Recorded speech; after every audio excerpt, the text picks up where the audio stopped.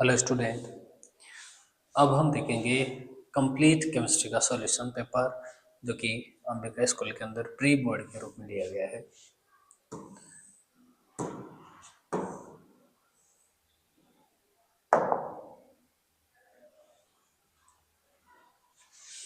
Okay, so first question है कि respiration है वो एक एग्जांपल है किसका। रेस्पिरेशन एनर्जी बाहर निकलती है, तो बाहर निकलती तो क्या हो गया, एक्सोथर्मिक। Okay sir. फिर है, अब हम चलते हैं सेकेंड क्वेश्चन पर। और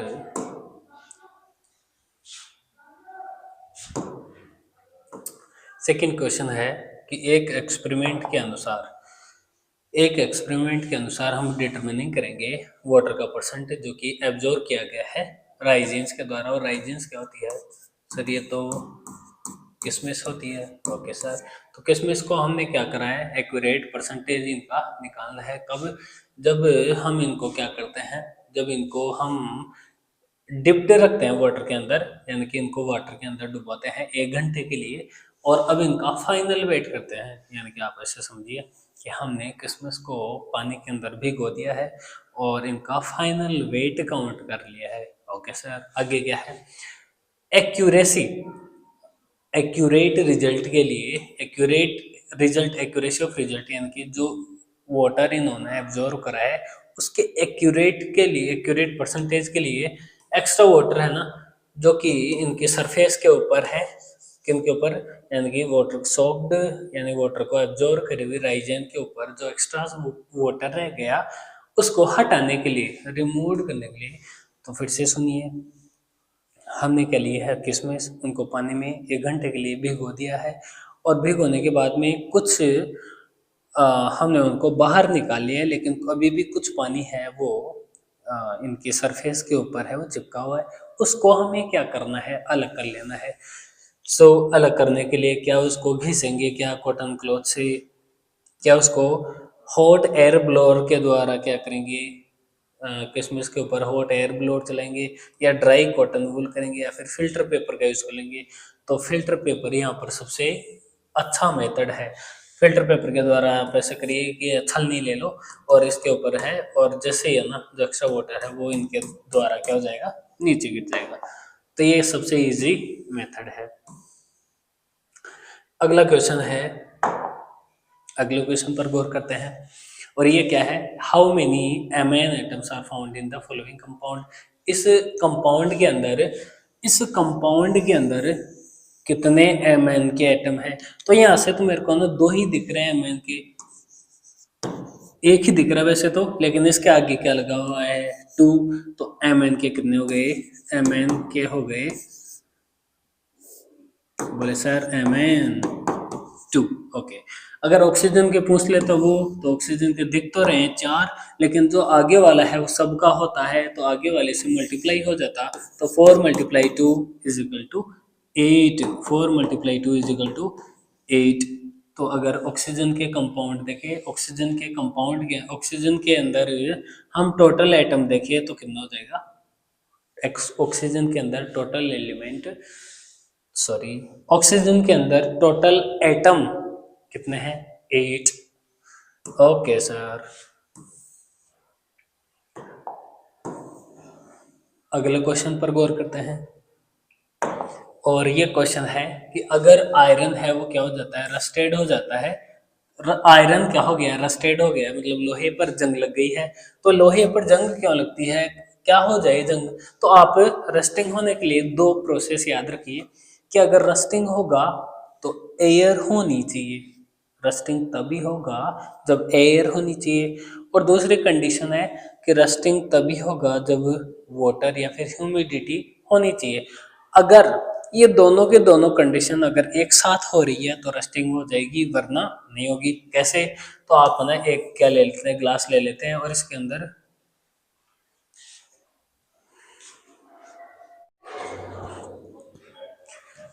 अब हम चलते हैं, अब हमें देखना है कि आयरन है।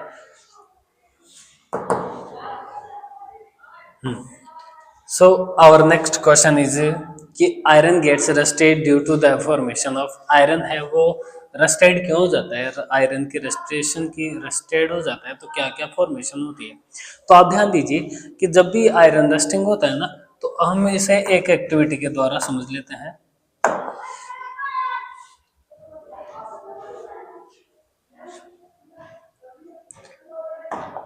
देखिए, हमारे पास एक वाटर का ग्लास है, ये ग्लास है, और इसके अंदर हमने कुछ आयरन नेल डाल दिए। इसके अंदर क्या है, आयरन नेल है, यानी कि लोहे की कील है, और हम इसे ऊपर से पैक कर देते हैं। तो इसके ऊपर रस्टिंग होगी क्या, नहीं होगी कभी भी, नॉट रस्टिंग। अगर मैंने एक ग्लास ले लिया और इसके अंदर वाटर है वो फिल कर लिया, और अब इसके अंदर मैंने आयरन नेल डाल दी, तो इसके अंदर रस्टिंग होगी क्या, नहीं होगी। लेकिन सर अगर हम क्या करें, सर अगर हम एक ग्लास ले ले और इस ग्लास के अंदर आयरन नेल डाल दे और आधा इसे पानी से भर दे, आधा पानी से भर दिया हमने, तो ऊपर तो क्या है, एयर है, और नीचे क्या है, ह्यूमिडिटी है। जब ये दोनों कंडीशन एक साथ अटैच में होगी तब क्या हो जाएगी, रस्टिंग हो जाएगी। तो आप ऐसी जगह देखो जहां पर दोनों चीजें चल रही हो, मतलब ऑक्सीजन भी चल रहा हो और पानी भी हो और आयरन भी हो, तो ऐसी कंडीशन के अंदर रस्टिंग सबसे पहले होगी। ओके सर, आसान है तो बहुत ज्यादा। अब हम चलते हैं आगे, और आगे है कौन सी कंडीशन के अंदर ब्लीचिंग पाउडर है वो यूज नहीं होगा, कौन सी कंडीशन है जिसके अंदर ब्लीचिंग पाउडर है वो यूज नहीं होगा। तो ब्लीचिंग पाउडर होता क्या है सर, ये है हम ब्लीचिंग पाउडर CaOCl2, CaOCl2 क्या है ये, bleaching powder. Calcium hypochloride, hypo का मतलब जहाँ कमी होती है ऑक्सीजन की, कैल्शियम हाइपोक्लोराइड क्या है ये सर, ये तो ब्लीचिंग पाउडर है। तो वुड पल्प को क्या करा जाता है, ब्लीच करने के काम में आता है। वाटर को स्टरलाइज भी करता है, यानी कि प्योर वाटर, यानी कि वाटर को स्टरलाइज मतलब वाटर को जो भी आयंस हैं उनको प्योरीफाई कर देता है, ये दूर कर देता है, यानी वाटर को बिल्कुल न्यूट्रल कर देता है। ऑक्सीडाइजिंग एजेंट के रूप में भी काम में लिया जाता है, ऑक्सीजन है तो ऑक्सीडाइजिंग एजेंट है। और शुगर को डीकलराइजेशन नहीं करेगा, तो आंसर क्या हो जाएगा, शुगर को डीकलराइजेशन नहीं कर पाएगा ये। अगला क्वेश्चन है,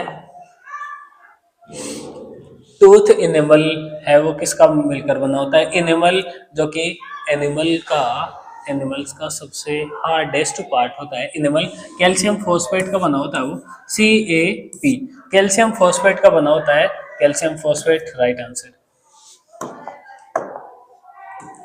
हाँ, अगला क्वेश्चन अब कि एक 10 ml का सॉल्यूशन है किसका, ये लो सर 10 ml है, और ये क्या है, NaOH है, सोडियम हाइड्रोक्साइड है, और इसको कंप्लीटली न्यूट्रलाइज करने के लिए 8 ml क्या चाहिए, 8 ml सॉल्यूशन चाहिए किसका, HCl का। तो इतना तो क्या था ये NaOH, और इतना अगर हम इसमें HCl डाल देंगे तो ये क्या हो जाएगा, न्यूट्रल हो जाएगा, यानी कंसंट्रेशन इक्वल हो जाएगी। ओके सर, तो अब ये कह रहा है कि अगर हम NaOH कितना ले ले, अगर इसका डबल कर दे सर 20 ml कर देते हैं NaOH, तो ये कितना चाहिए, HCl कितना चाहिए, तो क्या ये डबल हो रहा है तो ये भी डबल हो जाएगा क्या, तो 8 का डबल 16 ml। देखिए अगर 10 ml सॉल्यूशन है और NaOH का, सोडियम हाइड्रोक्साइड का, और ये बेस है और बेस के अंदर 8 ml HCl एसिड डाल देंगे तो ये क्या हो जाएंगे, न्यूट्रल। तो अगर ये इसका डबल कर रहा है तो अगर एसिड पूछे तो एसिड भी डबल ही चाहिए होता है। ओके सर, अगर आधा कर देता तो आधा।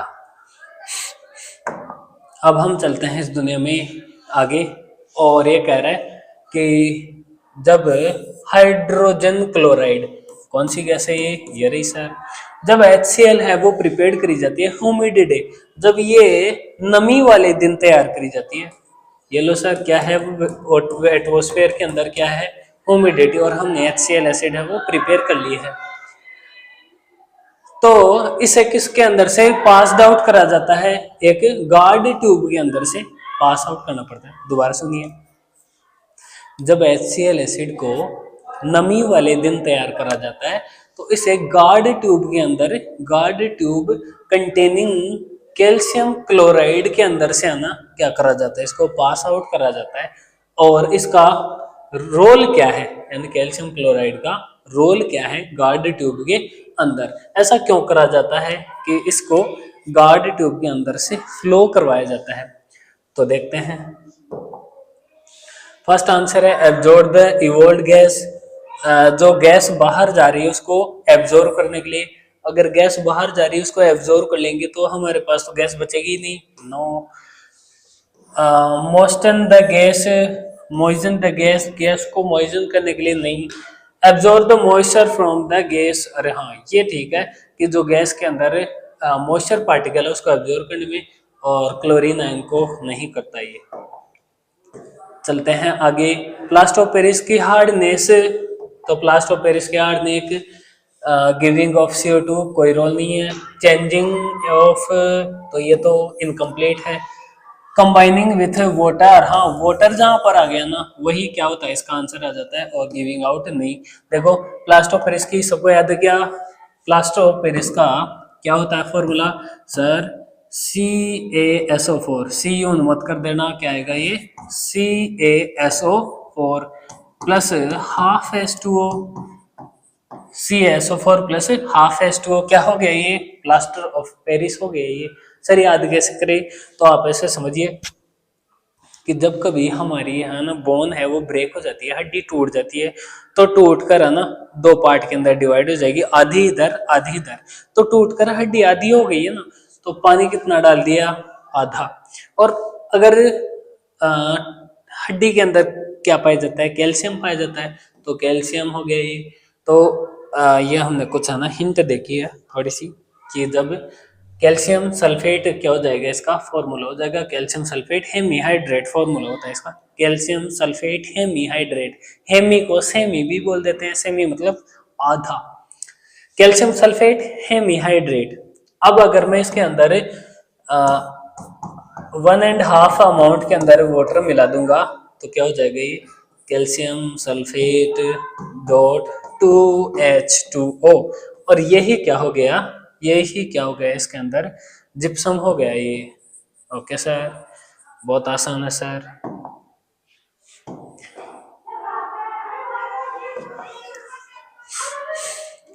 The two metals which are excreted by metals of means of electrolytic reduction of their molten salts are, तो पहले तो कौन सी है कि जिनको इलेक्ट्रोलाइटिक रिडक्शन करा जाता है। अब आप ऐसे समझिए कि इलेक्ट्रोलाइटिक तो उनका किया जाता है जो रिएक्टिविटी सीरीज के अंदर टॉप लेवल पर आती है।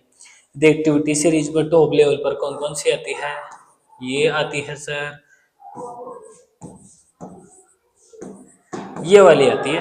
तो अब देख लो इनमें से कौन कौन सा आता है, मैग्नीशियम एंड मैंगनीज। तो मैग्नीशियम तो है लेकिन मैंगनीज नहीं है, तो ये तो कैंसिल आउट हो गया। आयरन एंड एल्यूमिनियम, आयरन नहीं है एल्यूमिनियम तो है, तो ये भी कैंसिल हो गया।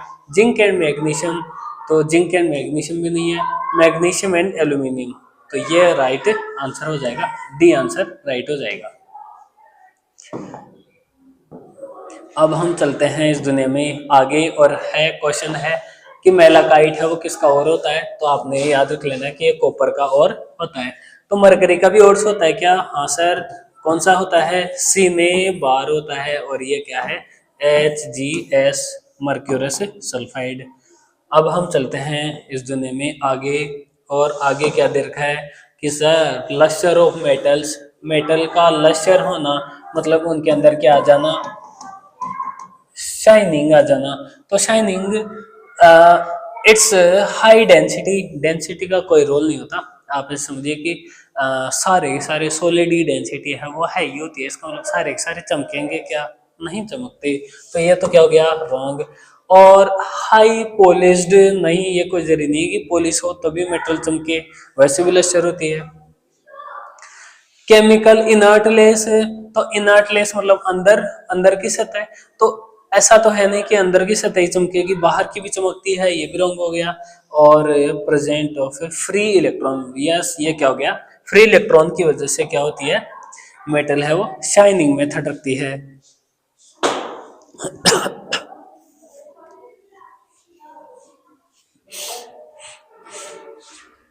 अब हम देखते हैं आगे, और आगे है one of the following Burns without producing a flame. तो ऐसा कौन सा है जो बर्न होता है विदाउट प्रोड्यूसिंग फ्लेम, जो कि बिना ज्वाला के साथ ही जलता है। मतलब जब है ना वो जलता है ना तो ऊपर फ्लेम नहीं निकलती, फ्लेम नहीं निकलती, ऐसा कौन है? तो देखते हैं सर, क्या लकड़ी है क्या? नहीं, लकड़ी तो फ्लेम देती है, काफी ऊपर तक जाती है। चारकोल, यस, हाँ चारकोल है ऐसा। एलपीजी तो देती है फ्लेम, एलपीजी देती है, रॉन्ग आंसर। और कैंडल भी फ्लेम देती है, तो राइट आंसर क्या हो जाएगा? चारकोल। ओके सर, चारकोल क्या होता है? चारकोल है ना कोल का ही क्या है, एलोट्रोप से, कोल कोल।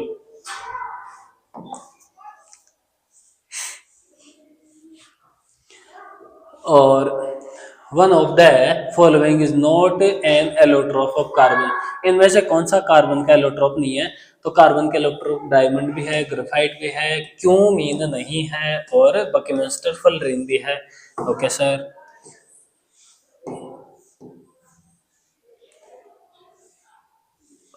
हाँ, अब क्वेश्चन है कि एक साइक्लिक हाइड्रोकार्बन, तो साइकिल मतलब ऐसे साइकिल बन जाती है, और हाइड्रोकार्बन जिसमें हाइड्रोजन भी होता है और कार्बन भी होता है। कार्बन कार्बन है वो सिंगल बॉन्ड भी रखता है, और जितने सिंगल बॉन्ड उतने ही क्या, डबल बॉन्ड। और वो ऐसा मॉलिक्यूल क्या है? तो बेंजीन याद आ रहा है कि सबको, बेंजीन, बहन जी नहीं रे, बेंजीन बेंजीन बेंजीन बेंजीन। देखते हैं अभी,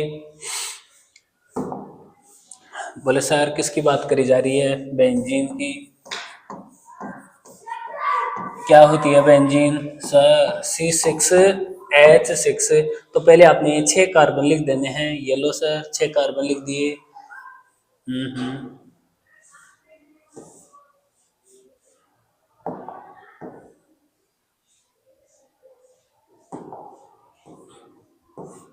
ये 6 कार्बन हो गए, और इनके अंदर सारे क्या लगा देंगे? पहले तो सिंगल बॉन्ड, अब एक एक क्या लगा देंगे हम? अल्टरनेट फॉर्म के अंदर एक एक डबल बॉन्ड लगा देंगे।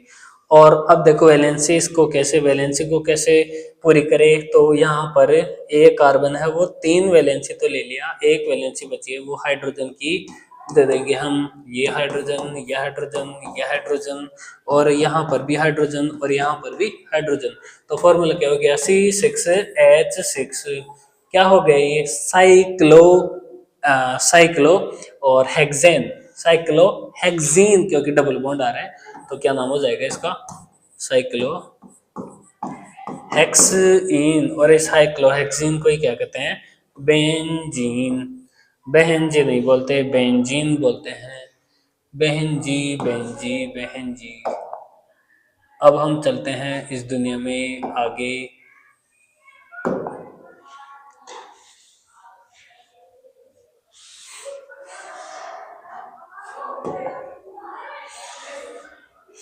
तो इसका राइट आंसर क्या हो जाएगा?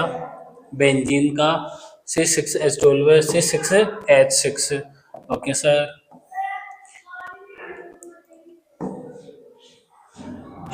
अब हम चलते हैं इस दुनिया में आगे, और आगे है विनेगर। क्या होता है सर? तो विनेगर है ना, आप ऐसे देखिए कि हमने एक विनेगर लिया है, और विनेगर के अंदर 100% विनेगर है ये, और अगर मैं इसका 5 to 8% निकालूं और इसमें वाटर ऐड कर लेता हूं, तो अब क्या हो जाएगा? ये एसिटिक एसिड हो जाएगा। यानी कि एसिटिक एसिड का 5 to 8% विनेगर का क्या कहलाता है? एसिटिक एसिड कहलाता है। ओके सर, अब हम चलते हैं आगे, और आगे क्या है? Solubility of alcohol in water is due to. तो अल्कोहल के अंदर वाटर की सोल्युबिलिटी क्या होती है? Yellow C2H5OH। अगर इसके अंदर वाटर ऐड करेंगे तो दोनों जगह आपको हाइड्रोजन बॉन्ड दिख रहे हैं। तो हाइड्रोजन बॉन्ड की वजह से क्या होती है? वाटर के अंदर, शराब के अंदर, हाइड्रोजन बॉन्ड की वजह से ही शराब के अंदर पानी मिक्स हो जाता है। अगर सोचो कि अगर शराब में पानी ना मिल पाता तो क्या होता सर, मर जाते हम।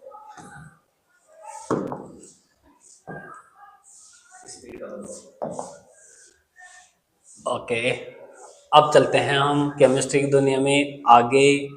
तो आगे क्वेश्चन है कि होमोलॉगस सीरीज के अंदर जो डिफरेंस है वो कौन सा है, तो देखते हैं। और यहाँ पर नेबर्स बोला है, तो दो पास वाली होमोलॉगस सीरीज के अंदर कौन सा अंतर होगा, तो देखते हैं। होमोलॉगस सीरीज क्या होती है, अगर फंक्शनल ग्रुप सेम हो, तो फंक्शनल ग्रुप क्लोरीन ले लेके हेलोजन ले लेते हैं एक बार, और हमने पहले सिंगल कार्बन ले लिया और इसके पीछे क्या लगा दिया, क्लोरीन। इसके पास वाला फंक्शनल ग्रुप कौन सा होगा, जब हम दो कार्बन ले लेते हैं और एक क्या लगा देते हैं, क्लोरीन। अब देखो, अगर इसकी वैलेंसी अगर सेचुरेटेड करेंगे तो थ्री हाइड्रोजन, तो यहाँ से फॉर्मूला क्या हो जाएगा, CH3Cl, CH3Cl। अब ये जो दूसरा है, इसकी वैलेंसी अगर पूरी करेंगे तो यहाँ पर दो हाइड्रोजन और यहाँ पर तीन हाइड्रोजन, तो फॉर्मूला क्या हो जाएगा यहाँ पर, C2H5Cl। अब आप दोनों में डिफरेंस देखो, देखो क्लोरीन यहाँ पर भी है, क्लोरीन यहाँ पर भी है, क्लोरीन कैंसिल। अगर कार्बन देखिए तो दो कार्बन, कार्बन एक, तो एक कार्बन का डिफरेंस आ गया, और हाइड्रोजन में देखे तो 5 - 3, 2 हाइड्रोजन का डिफरेंस आ गया। तो आप याद रखोगे कि होमोलॉगस सीरीज के अंदर हमेशा डिफरेंस कितने का आता है, CH2 का डिफरेंस आता है। और ये जो डिफरेंस है, अगर आप वैसे देखो कि इसका जो एटॉमिक मास होगा वो कितना होगा, तो राइट आंसर तो बी हो जाएगा। कार्बन है वो कितने नंबर पर आता है, 6 नंबर पर, और 6 × 2 = 12 प्लस दो हाइड्रोजन है तो 2, तो इसका 14 क्या हो जाएगा, 14 AMU क्या हो जाएगा, इसका यूनिफाइड मास हो जाएगा। यानी कि आप याद रखोगे कि होमोलोगस सीरीज के अंदर कितना मास डिफरेंस होता है, 14 AMU। ओके सर, अब हम चलते हैं आगे। ऐसा सब्सटेंस जिसके अंदर केमिकल रिएक्शन होती है और केमिकल रिएक्शन का पार्ट होता है, उसको क्या कहते हैं, रिएक्शन करना। जब रिएक्ट करते हैं तो क्या बन जाती है, केमिकल रिएक्शन। सेकंड है एल्कलाइज हैव ए पीएच। तो एल्कलाइज किसको बोलते हैं, वाटर सोल्यूबल बेस को क्या बोला जाता है, वाटर सोल्यूबल बेस को हमेशा क्या कहते हैं, एल्कलाई। और एल्कलाई अगर बेस है, ये कंप्लीट बेस है, तो बेस की पीएच 7.1 टू 14 तक होगी।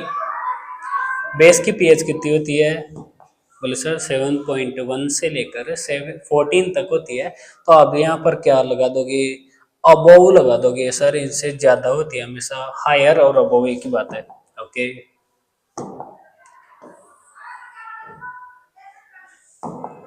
नेक्स्ट क्वेश्चन है कि सब्सटेंस जो कि do not show their acidic property without, कोई भी सब्सटेंस हो वो अपनी एसिडिक प्रॉपर्टी को कभी भी शो नहीं कर सकता जब वो वाटर के साथ रिएक्शन नहीं कर रखा हो। यानी कि आप ऐसे समझिए कि अगर मैंने HCl एसिड ले लिया है, जब तक ये ऐसे कैसे पड़ा रहेगा, ये अपने कैरेक्टर शो नहीं करेगा। ये शो कब करेगा, अपने आयन शो कब करेगा, जब इसको पानी के अंदर घोल दिया जाए, येलो से डिजोल्व कर दिया, तो ये क्या करेगा, H+ के रूप में और Cl- के रूप में अपने आयंस डिसोशिएट कर देगा।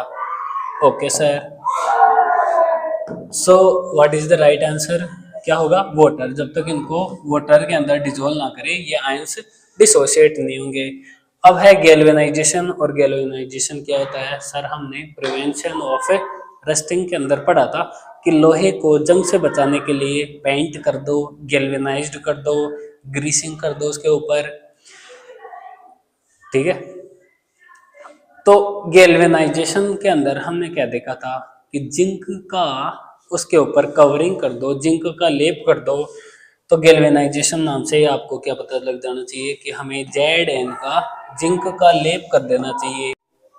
अब हम चलते हैं केमिस्ट्री की दुनिया में आगे कि सर जो नेक्स्ट हायर होमोलोग है ना, एथेन का नेक्स्ट होमोलोग कौन है, तो मैथ एथ कितने कार्बन हो गए, दो कार्बन हो गए। अगर इसका नेक्स्ट देखे हायर तो तीन कार्बन कर देंगे, और एन है तो मतलब सिंगल बॉन्ड है। तो यहाँ पर इसको देखेंगे तो ये क्या हो जाएगा, मेथ एथ प्रोप, तो आंसर क्या हो जाएगा, प्रोपेन। Okay sir.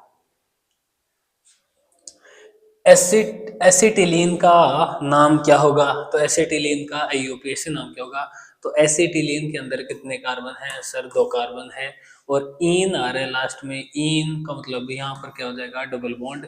और अब है ना आप क्या कर दो, इसको वैलेंसी कंप्लीट कर दो हाइड्रोजन के साथ।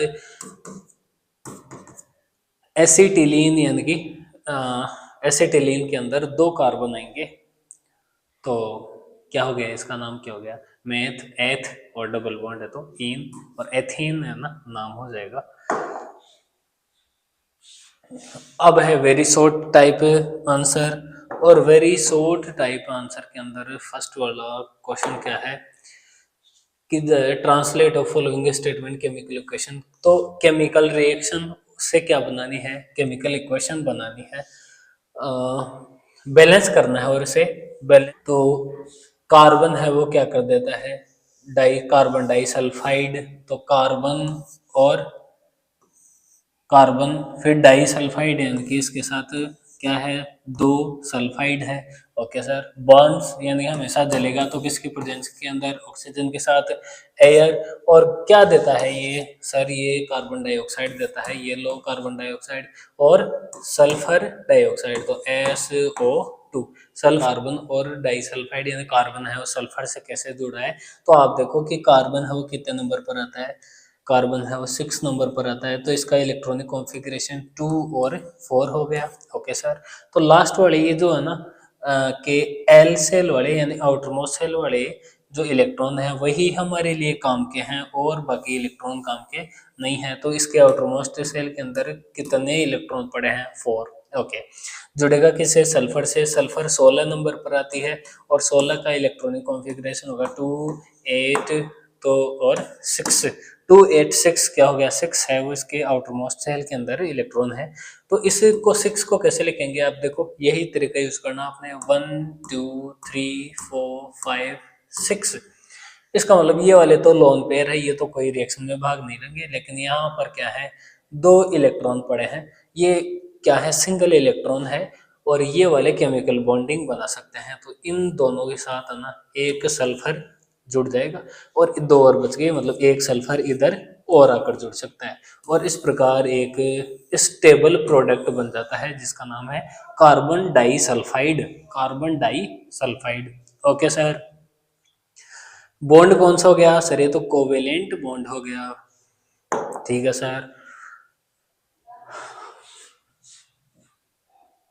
अब चलते हैं केमिस्ट्री की दुनिया में आगे।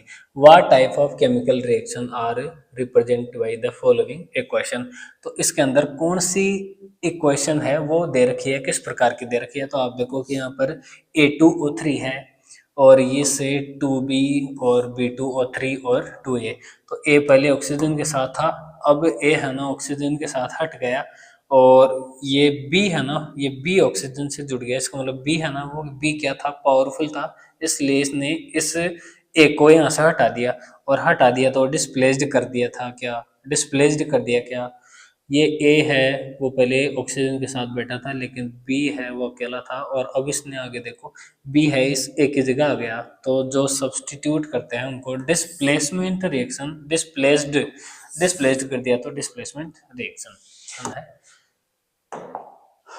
अब देखते हैं कि ब्रेन के अंदर इलेक्ट्रिसिटी तो केमिकल इक्वेशन क्या होगी, तो ये क्या है हमने देख लिया, क्या सोडियम क्लोराइड पानी मिलाया, इलेक्ट्रिसिटी ऑन करी, तो NaOH और NaOH क्या है, कॉस्टिक सोडा, क्लोरीन और हाइड्रोजन। क्लोरीन है ना, क्लोरीन क्लोरीन -1 चार्ज है, तो ये हमेशा एनोड वाले टर्मिनल से निकलेगी, क्योंकि प्लस माइनस में अट्रैक्शन होता है। क्लोरीन के ऊपर माइनस चार्ज है तो ये प्लस वाले के पास जाकर ऊपर निकलेगी। हाइड्रोजन के ऊपर प्लस चार्ज है तो ये माइनस वाली यानी कैथोड टर्मिनल के ऊपर से निकलेगी। Okay sir. अब हम चलते हैं, which metal is extracted from cinnabar और, तो सिनेबार और क्या होता है, HgS mercurous sulphide, mercurous sulphide क्या हो गया, सिनेबार और हो गया, और ये किसका और होता है, किस मेटल का और होता है सर, ये मरकरी का और होता है, ये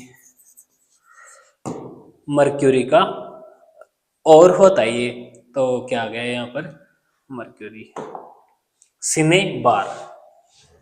इससे पहले हमने एक और देखा था और से, और क्या था वो, कौन सा था सर, कॉपर का वर्ष पूछा था, क्या था, मेलाकाइट।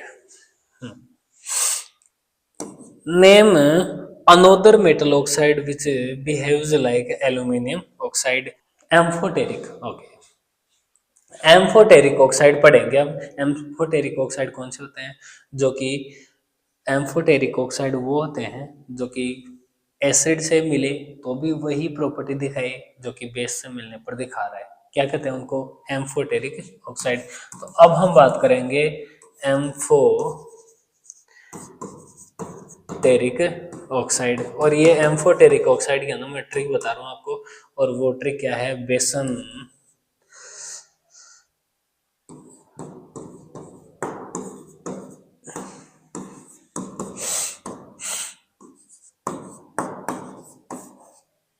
ये सारे सारे कौन से हैं, एम्फोटेरिक ऑक्साइड। बेसन, गाल, जीभ पर, बस कुछ है ना ऐसे ही आपको हिंट है कि बेसन, गाल, जीभ पर, ये सारे सारे कौन से हैं, एम्फोटेरिक ऑक्साइड। एम्फोटेरिक ऑक्साइड जो एसिड और बेस दोनों के साथ रिएक्शन कर लेते हैं। तो जैसे आपके यहाँ पर कौन से दे रखे हैं, एल्यूमिनियम दे रखा है और जिंक दे रखा है, तो आप दोनों दो ही याद रख लो कि एल्यूमिनियम और जिंक क्या है, एम्फोटेरिक ऑक्साइड है। Okay sir.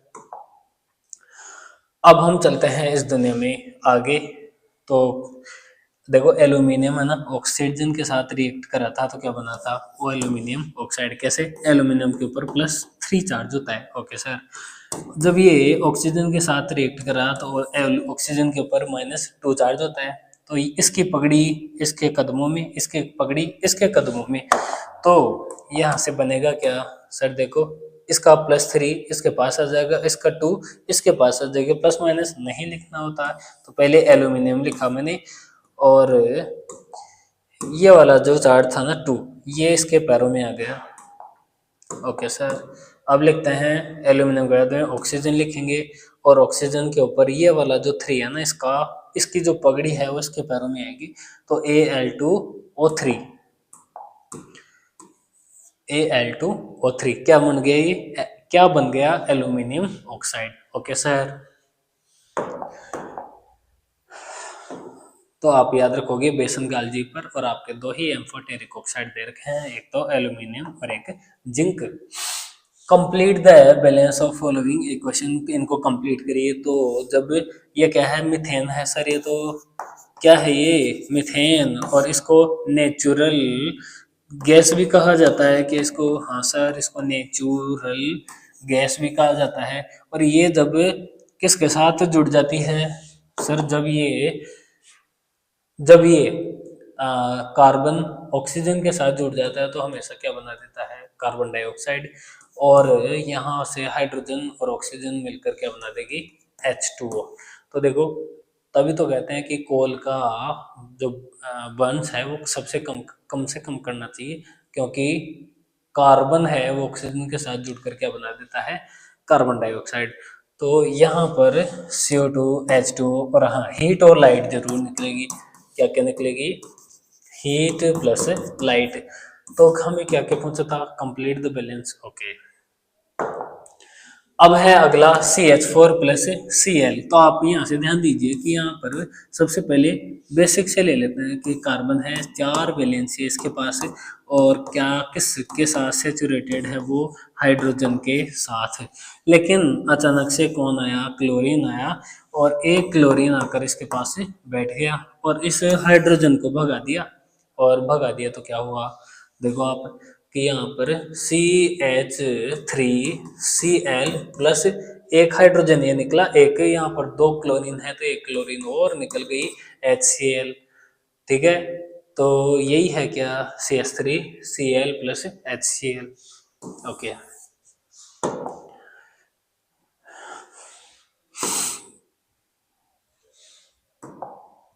अब हम चलते हैं केमिस्ट्री की दुनिया में आगे, और क्या है, name the functional group present in each of organism. तो फंक्शनल ग्रुप कौन कौन से इनके अंदर यूज करे गए हैं, तो सबसे पहले क्लोरीन दिख रहा है और क्लोरीन को हेलोजन बोलते हैं क्या, और हेलोजन में फिर कल बाहर आई आंटी, और ये क्या था, मेरे पास हेलोजन ग्रुप था। अगर ये किसी के साथ जुड़ जाते हैं तो ये ग्रुप कौन सा होता है, ये हेलोजन फंक्शनल ग्रुप होता है। या फिर अगर आप इसे क्या बोलना चाहो, क्लोरो, और फंक्शनल ग्रुप ही तो पूछा है तो क्लोरो हेलो। हेलोजन हेलो भी बोला जाता है, क्लोरो भी बोला जाता है, क्योंकि Cl जुड़ रहा है। अगर Br जुड़ जाता तो सर फिर इसको ना ब्रोमो बोल देते, और अगर फ्लोरीन जुड़ जाता तो इसे फ्लोरो बोल देते, और आई जुड़ जाता तो इसे आयोडो आयोडो बोल देते। ओके सर, यहाँ पर OH जुड़ रहा है, हाइड्रोक्सिल जुड़ रहा है, OH, तो ये क्या हो जाएगा, alcohol. I am not alcoholic. Okay, good, very good sir. अब हम चलेंगे केमिस्ट्री की दुनिया में आगे आगे आगे। Why do we store silver chloride, अरे सर सिल्वर क्लोराइड और इसको डार्क कलर की बोतल के अंदर क्यों रखा जाता है, क्योंकि सर ये जैसे धूप लगती है ना इसके ऊपर, सर ये ब्रेक डाउन हो जाता है, क्योंकि सिल्वर क्लोराइड डिकम्पोज हो जाता है। सिल्वर क्लोराइड काफी ज्यादा ना वीक बॉन्ड के साथ ये बॉन्डिंग रखता है, जैसे ही थोड़ी सी सनलाइट इसके ऊपर गिरी और ये डिकम्पोज हो जाता है। आपने AgCl डाला था, सिल्वर क्लोराइड डाला था आपने, लेकिन अगर धूप में रख दिए और आप बाद में देखें तो आपको कुछ और ही मिलेगा, चांदी अलग मिलेगी, क्लोरीन अलग मिलेगा।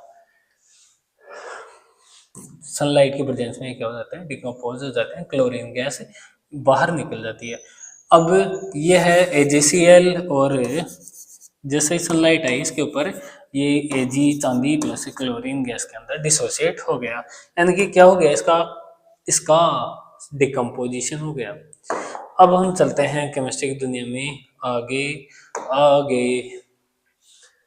What is observed when a solution of sodium sulfate, तो सोडियम सल्फेट क्या हो गया सर, ये रहा सोडियम सल्फेट Na+1, और सल्फेट क्या हो गया SO4-2, तो ये क्या बन जाएगा Na2SO4। ये 1 क्यों नहीं लिखा सर, 1 को लिखने की नीड नहीं होती, कोई फर्क नहीं पड़ता 1 से।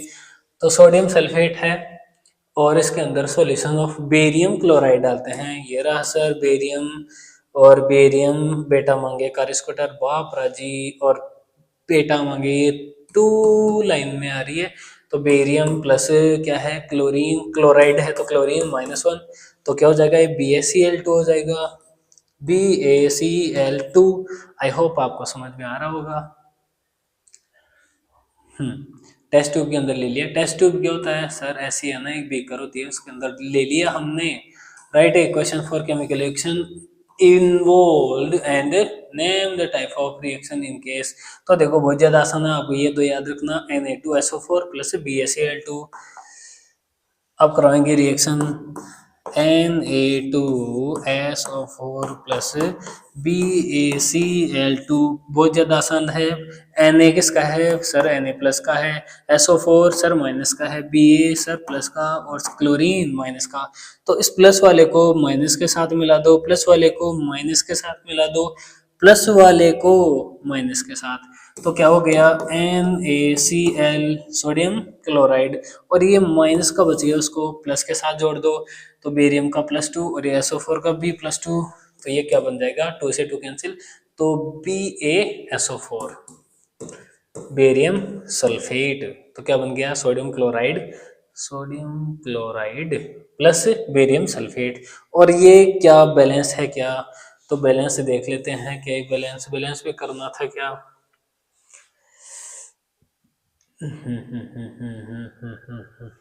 देख लेते हैं। तो पहले एक ही है, ये एक ही है, हाँ सर सोडियम 2 है, इधर सोडियम 1 ही है, तो 2 लगा देते हैं आगे, 2 हो गया। क्लोरीन 2 है, क्लोरीन यहाँ पर 2 हो गए, और सल्फर 1 ही है, सल्फर 1 ही है, ऑक्सीजन 4 है, और ऑक्सीजन यहाँ पर भी 4 है, बैलेंस हो गया। अब हम चलते हैं केमिस्ट्री की दुनिया में आगे, ये हो गया ना, Na2SO4 plus BaCl2 NaCl plus BaSO4। और ये और क्या पूछ रहा था, this is A double displacement reaction. हाँ, सबको पता चल रहा है डबल डिस्प्लेसमेंट ही है ये तो। अब चलते हैं आगे। Why should curd and sour substance, sour substance मतलब कैसे हैं ये? अरे सर ये तो खट्टे हैं, कर्ड भी खट्टा है।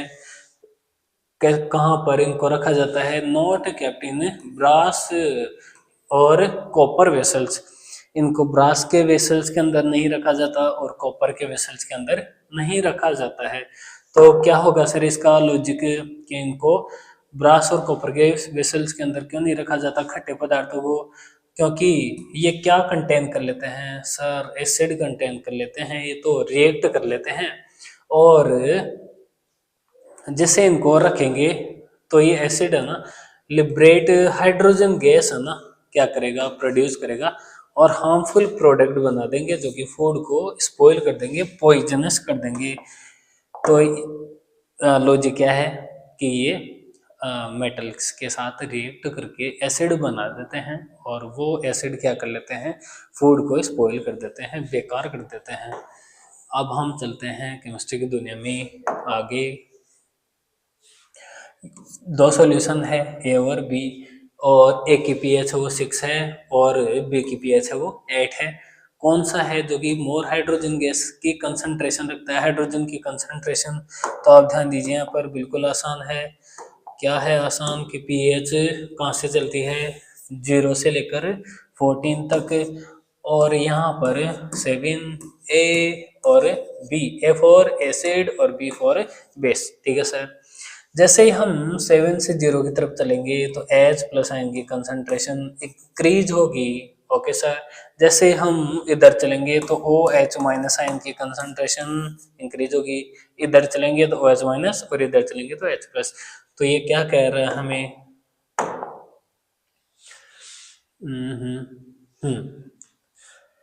More hydrogen ion concentration. तो कौन सा है ना जिसके पास ज्यादा हाइड्रोजन? तो 6 वाले के पास ज्यादा हाइड्रोजन कंसंट्रेशन रहेगी। And this is acidic and which one is basic? तो 6 वाला तो क्या है? एसिडिक और 8 वाला क्या है? बेसिक। Okay sir.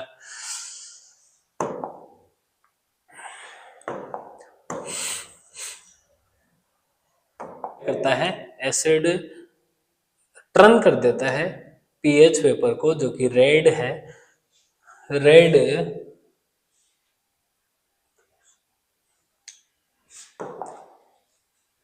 ओके। तो एसिड क्या करेगा? एसिड इस पीएच पेपर को रेड कर देगा। और अगर बेस की बात करें तो बेस इसको कैसा कर देगा? ब्लू। बेस ब्लू कर देगा और एसिड रेड कर देगा। ओके। तो एसिड क्या करेगा? एसिड इस पीएच पेपर को रेड कर देगा। और अगर बेस की बात करें तो बेस इसको कैसा कर देगा? ब्लू। बेस ब्लू कर देगा और एसिड रेड कर देगा। लेकिन बात किसकी है? पीएच पेपर की। ओके, अब चलते हैं केमिस्ट्री की दुनिया में आगे। और यहाँ पर क्वेश्चन है कि CuSO4 Fe और FeSO4 और Cu। तो कुछ पता चल रहा है कि इस रिएक्शन के अंदर? हाँ सर पता चल रहा है। क्या है? कि ये तो डिस्प्लेसमेंट रिएक्शन है। कॉपर सल्फेट Fe और Cu। फिर है FeSO4 Zn और ZnSO4 और Fe। तो इनके about the basis of reaction indicate करना हमें most reactive and which is least reactive metal out of zinc, copper and iron. तो इनके अंदर सबसे जो कम रिएक्टिव कौन सी मेटल है? जिंक, कॉपर एंड आयरन में। ये सब हमें बताना है। तो देखो कैसे बता रही है। फर्स्ट रिएक्शन के अंदर देखे तो फर्स्ट रिएक्शन के अंदर डिस्प्लेसमेंट कर रहा है कौन? कॉपर कर रहा है। कॉपर डिस्प्लेस्ड कर रहा है कॉपर सल्फेट में से। और आयरन है ना वो मोर रिएक्टिव है कॉपर से। ठीक है, कैसे पता चला हमें? तो ट्रिक हमें एक बार याद करते हैं। क ना का मांगे आलू, आलू मांग ली सर। कनु का कना का आलू मांग ली। जौन फिर प्रभु है, कौन है जी आगे आओ। तो हमें किसके अंदर से देखना है? हमें देखना है जिंक और कॉपर और आयरन के अंदर से। तो फर्स्ट वाले के अंदर तो हमें कॉपर दिख रहा है और आयरन दिख रहा है। तो कॉपर और आयरन के अंदर कॉपर क्या है, हाई रिएक्टिव है। ओके सर, सेकंड रिएक्शन में देखिए तो Zn है वो डिस्प्लेस्ड हो जाता है किससे, FeSO4 से। क्यों? क्योंकि Zn है ना वो क्या है, हाई रिएक्टिव है Fe से। फर्स्ट रिएक्शन के अंदर देखिए तो Fe है वो, फर्स्ट तो देख लिया हमने। अगर सेकंड रिएक्शन के अंदर देखे तो Zn है वो डिस्प्लेस कर देता है किसको, FeSO4 को। FeSO4 में से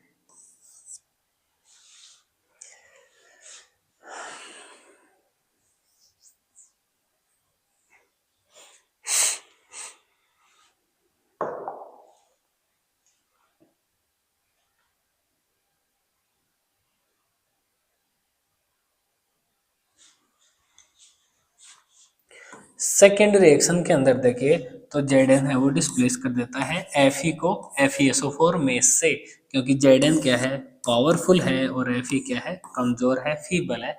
तो इसके साथ कमजोर Fe को हटाकर खुद बैठ जाएगा, ZnSO4 बना लेगा। ओके सर, नेक्स्ट है, अगर बात करें थर्ड केस के अंदर, तो थर्ड केस तो नहीं, कंक्लूड है कि Zn है ना वो क्या है, मोस्ट रिएक्टिव मेटल है एंड कॉपर है वो लिस्ट रिएक्टिव मेटल है इन सब के अंदर। तो ये सब हमें रिएक्टिव सीरीज से भी देखने को मिल गया था। अब हम चलते हैं केमिस्ट्री की दुनिया में आगे, और यहाँ पर है what is meant by the concentration of ore, यानी कि ओर की कंसंट्रेशन से क्या मतलब है। तो बिफोर एक्सट्रैक्टिंग मेटल, यानी कि मेटल को बाहर निकालने से पहले, एक्सट्रैक्टिंग करने से पहले, यानी कि किसकी फॉर्म में है ये, ओर की फॉर्म में है, और इसको जरूरी है क्या करना, रिमूव करना, इम्प्योरिटीज को रिमूव करना, गैंग को रिमूव करना जरूरी है।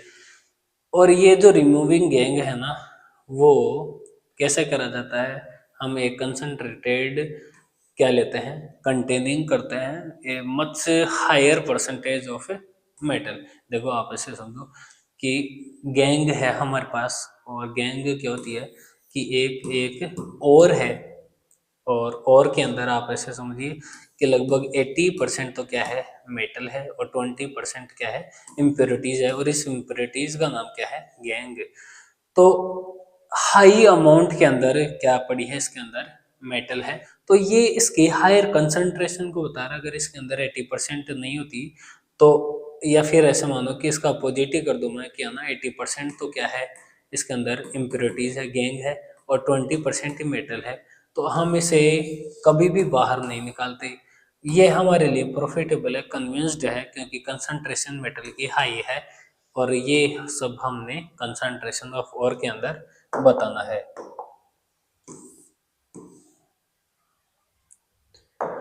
अब हम चलते हैं केमिस्ट्री की दुनिया में आगे। Write the name and formula of first three member of homologous series of chloro alkane. तो क्लोरो यानी कि क्या आ रहा है, क्लोरीन, और एल्केन का मतलब नंबर ऑफ कार्बन। अगर नंबर ऑफ कार्बन एक है तो ये क्या हो जाएगा, यहाँ से देखो आप, हाँ ये है ना, क्लोरीन क्या है, प्रीफिक्स है, मतलब क्लोरो पहले आएगा, chloro methane, chloromethane. Okay sir, तो फॉर्मूला क्या हो जाएगा यहाँ से, अगर इसकी वैलेंसी पूरी कर देंगे तो CH3Cl, क्लोरोमेथेन। अगला है, दो कार्बन ले लेंगे और एक क्लोरीन जोड़ देंगे, तो ये क्या बन जाएगा, C2H5Cl, C2H5Cl, और ये नाम क्या हो जाएगा, क्लोरोमेथेन, मैथ एथ, क्लोरोएथेन। ओके सर, और ऐसे ही क्या हो जाएगा, chloropropane.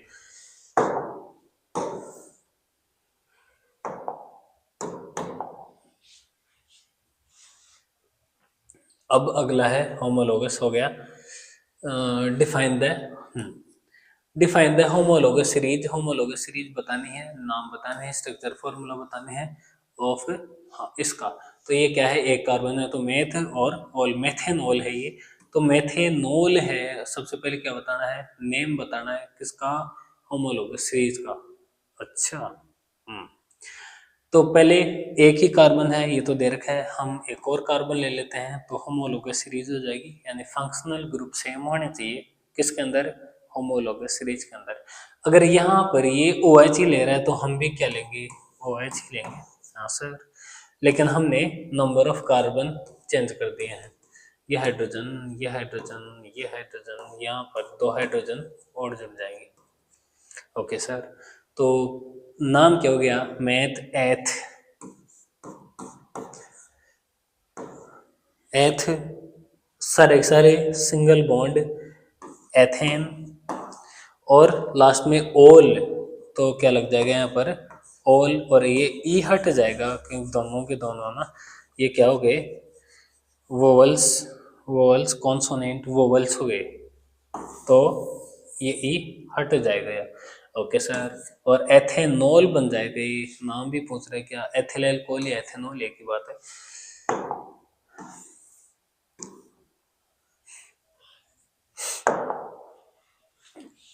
Describe one reaction of carboxylic acid, carboxylic acid मतलब लास्ट में क्या आएगा, ओइक एसिड, और C double bond O OH, ये वाला फंक्शनल ग्रुप और जुड़ जाएगा।